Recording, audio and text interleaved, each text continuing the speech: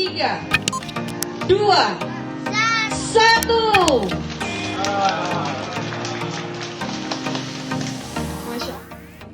Syederalun Wali Kota Banda Aceh Aminullah Usman kembali melakukan serah terima rumah kepada Muhammad Fauzi, warga kurang mampu di Kampung Lam Gugop Syah Kuala Banda Aceh pada Senin 27 Juni 2022 pukul 8 waktu Indonesia Barat.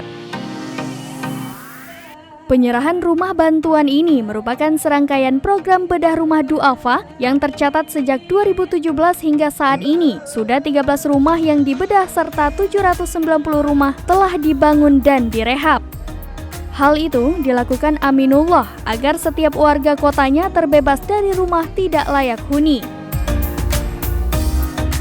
Dalam acara penyerahan tersebut, Wali Kota Banda Aceh Aminullah Usman menyampaikan bahwa bantuan bedah rumah ini bersumber dari dana APBK, dana CSR dari Bank Aceh Syariah, Baitul Mal, dan PDAM Tirta Daroy Banda Aceh.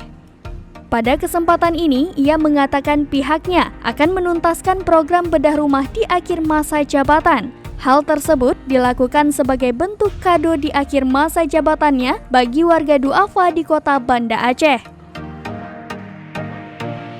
Mantan Dirut Bank Aceh itu menyampaikan pembangunan bedah rumah merupakan sebuah prestasi, di mana di masa pandemi COVID-19, pemerintah Kota Banda Aceh berkolaborasi dengan pihak ketiga untuk pembangunan atau rehab rumah bagi kaum duafa.